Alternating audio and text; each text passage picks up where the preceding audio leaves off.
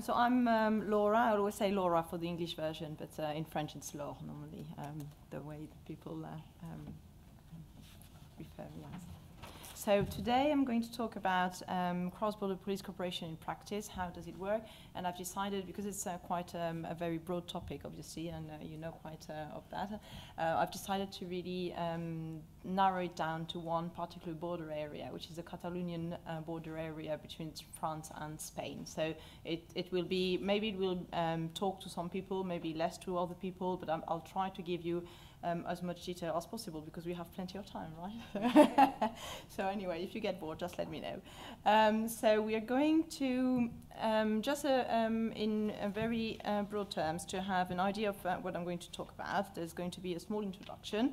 I'm going to give you a few details about the setting at the border, the French-Spanish border, because it might be more obvious for European citizens, maybe less for people living in Australia. So I'm just going to give a few details of how it works at the border.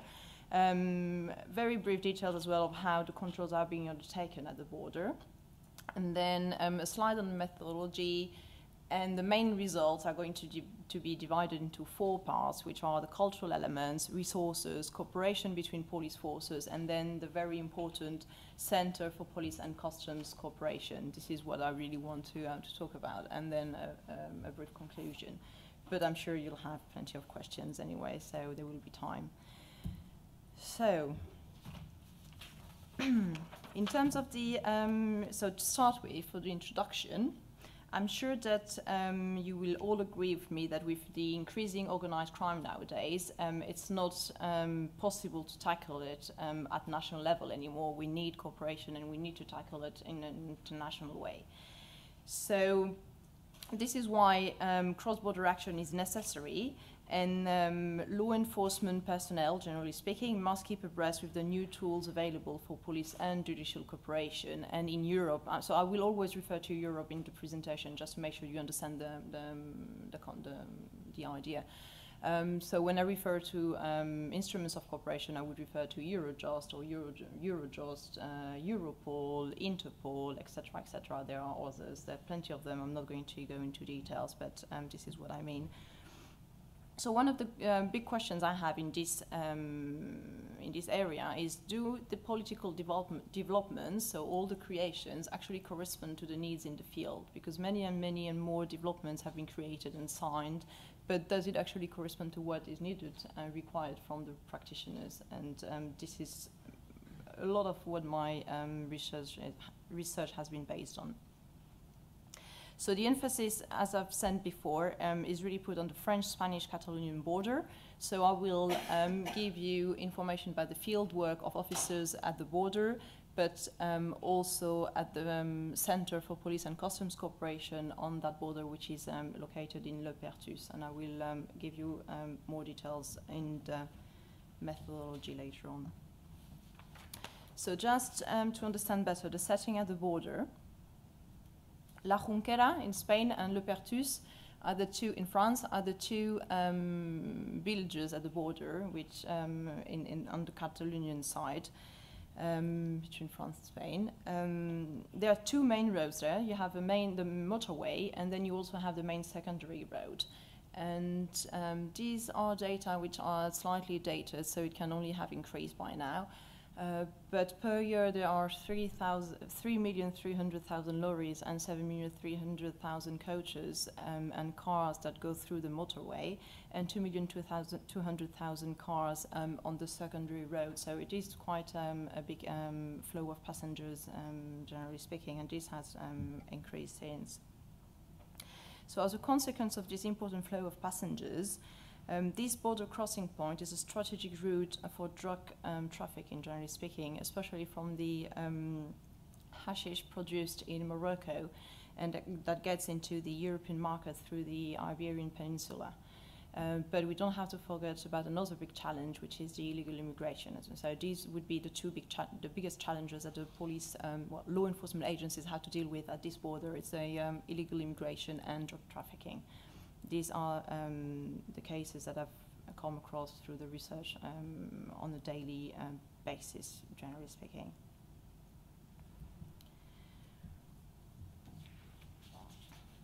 So, a bit more of history at the border. France and Spain have had bilateral agreements to enhance cooperation for a very long time. The first structures of cooperation, so I'm really talking about the structures here, were the offices for juxtaposed national controls based on an agreement signed in 1965. These offices became in 1996, based on the Schengen Convention, the so-called joint police stations.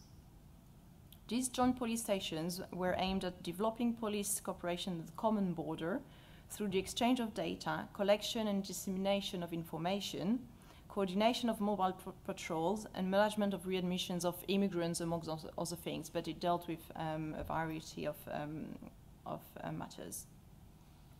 In this setting, the one I have been at, the French-Spanish geographical context, the joint police station is physically located on the motorway. So it's quite important in terms of the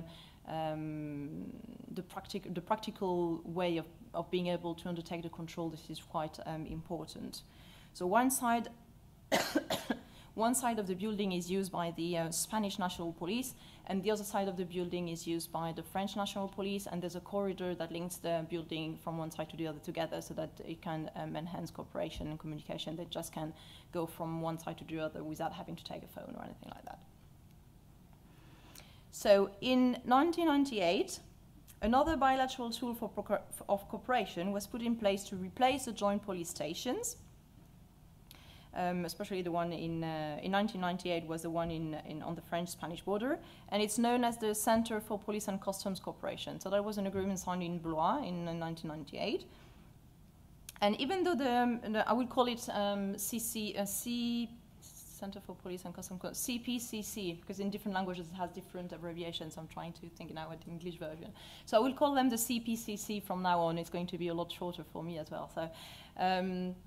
Even though the CPCC do not bring any really innovating element in terms of the methods already used in the joint police stations, the interest of such a structure is the gathering in a single room of the main national law enforcement agencies from both countries.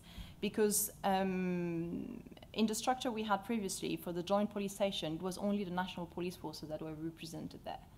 So so we had in the joint police station the National Police Force from Spain, the National Police Force from France, and now with the Centers for Police and Customs Cooperation, on the French side you have the National Police, the Gendarmerie and the Customs, and on the Spanish side you have the National Police, the Civil Guards and the Mossos d'Esquadra, which is, I don't know if you were a bit aware of the Spanish system, but this is the autonomous police force of the Catalonian region. So it's, it has a very specific police organization in Spain.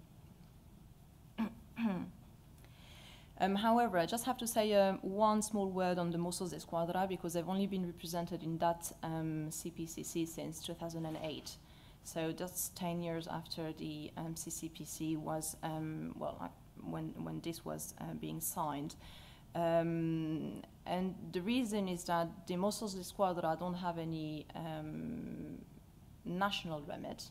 They're very much the police force for the autonomous region, so they don't have any national remit, and they don't have any international matter remit at all. So, you know, why would they actually be placed there in the CPCC? Well, this is all for political reasons, because they deal with the region and with CEPS and other things in the region.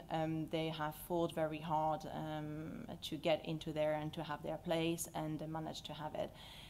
On the French-Spanish border, there are in total, there are four CPCCs. I've only been to the one on the Catalonian side. And I don't know the dates at which the other autonomous police force have been integrating the other CPCCs, but I know it's not in 2008, so it's been different dates depending on the centers. For example, on Biriatu Handai, on the Basque side, in 2008, the Ertzaintza was not represented yet there. So every region had its own representation of autonomous force at different dates, so it varies. And this is important as well, just to mention, in the case you're not aware, that in the European context it's very important to have the representation of these national, these different law enforcement agencies, because we don't have, even at national level, there is no national database. So each police force has its own national database. So in France, the national police has its own national database, the gendarmerie has its own database, and the custom has its own database. The same happens in Spain as well, etc., etc. So it is quite important. This center was quite an innovative thing in that it brought together. It's not a central database, but at least there's representations of the different agencies, and then they can ask their colleagues to make the checks and all of that. So it is quite was quite important in that in that aspect.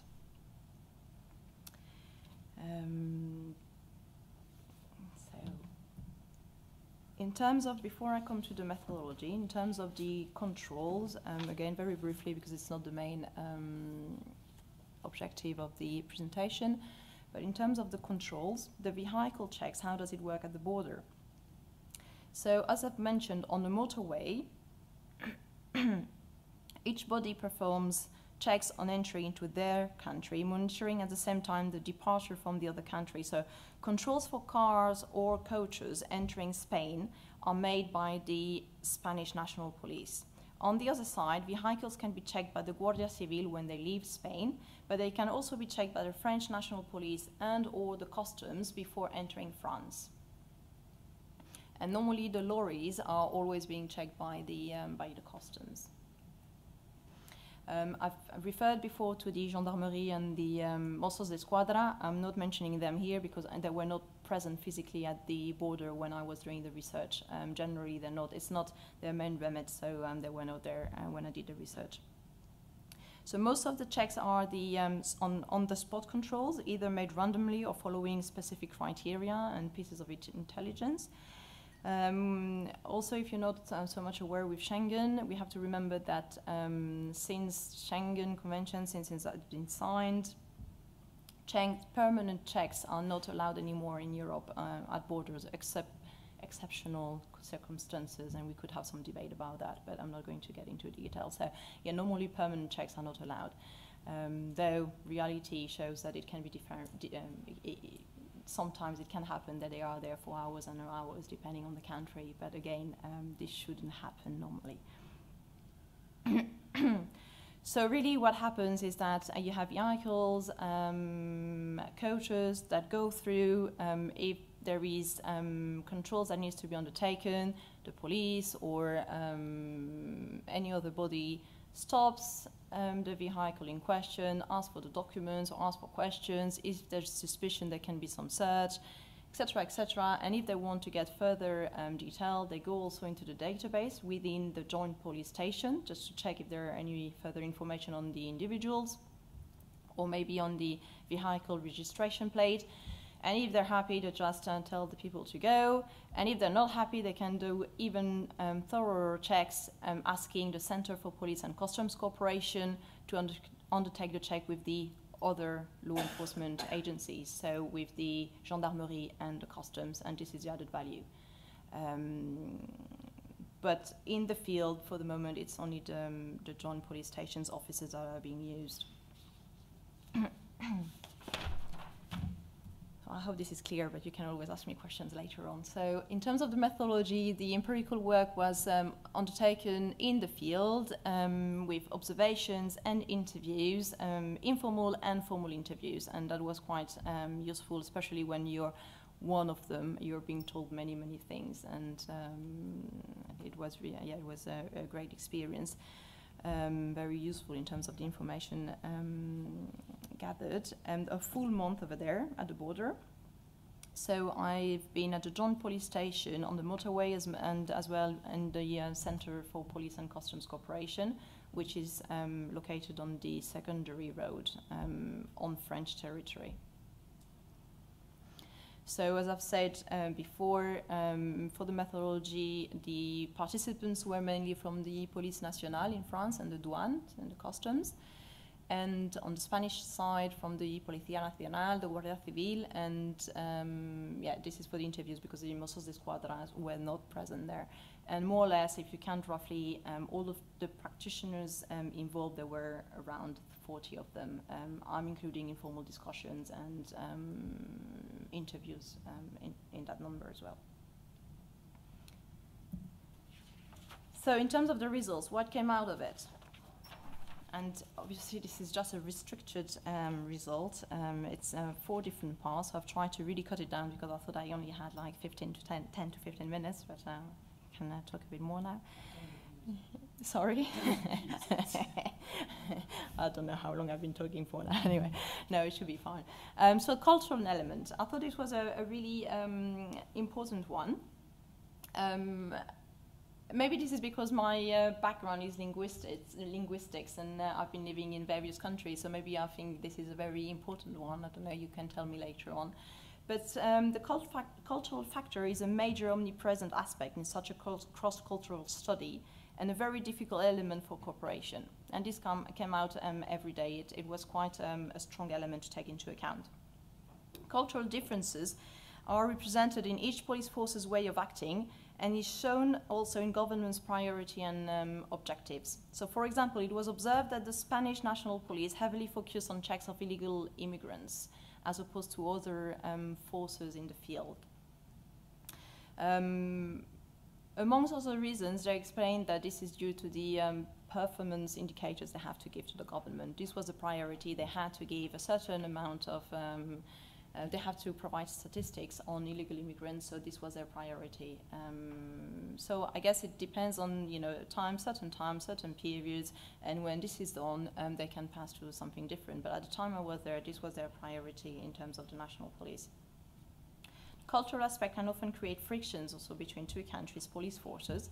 In the context of the readmission procedures of immigrants, for example, the French police are required to do 4 times more paperwork than the Spanish. So that was a big difference in terms of purely paperwork, I'm just talking.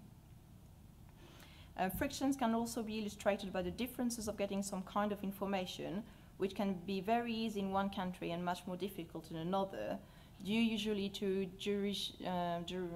judicial restrictions and differences in the procedures. For example, if Spain asks France to check a phone number, which is an ex-directory phone, it is an issue as the French police is not authorized to do so, to the contrary of the Spanish authorities. So the French needed a lot more agreement on the judicial side before they can actually provide such information, which is not the case for the Spanish authorities. So it's really about understanding, you know, why do one country do that or need that, and to try to avoid these frictions.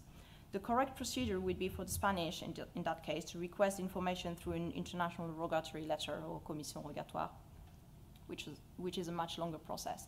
But if they just have their colleagues next to them, they just would like the information right now, as they could do if the French ask for it. So sometimes they don't understand, well, this is the way it works.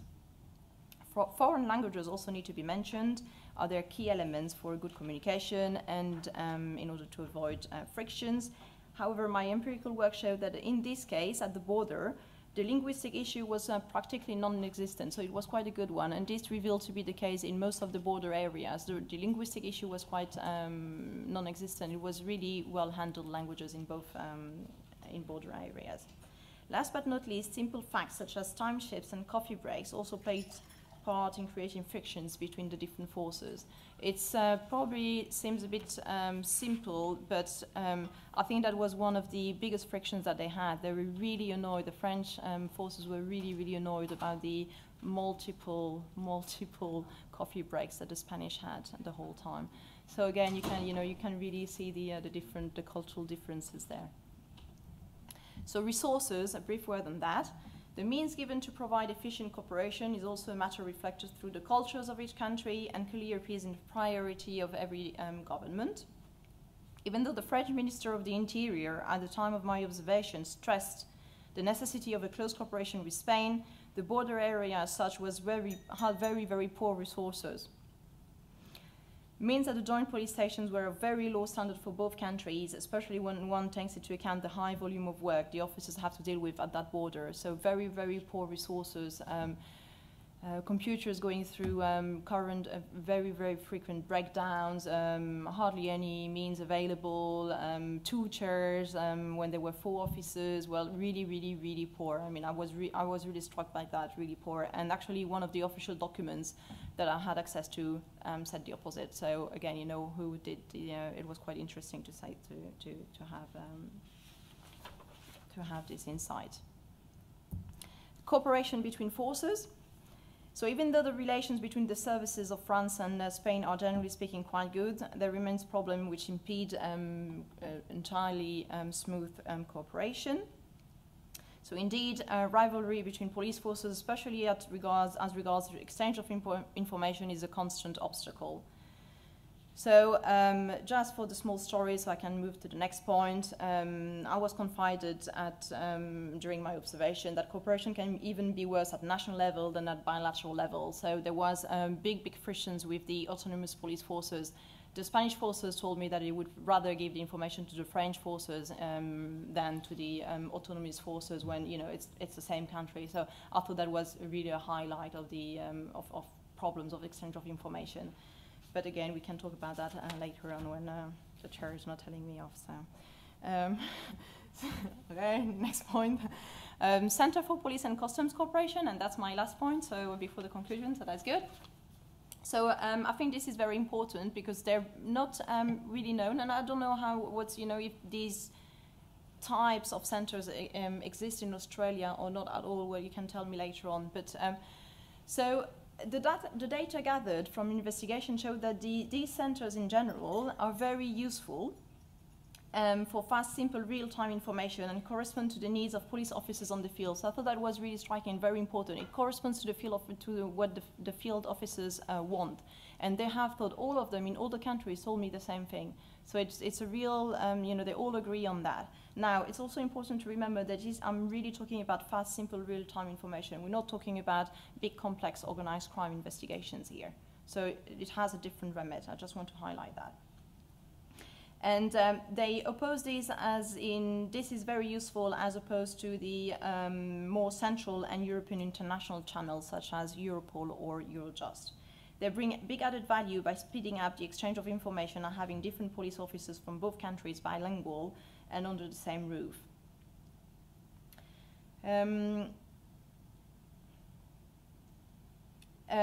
It also shows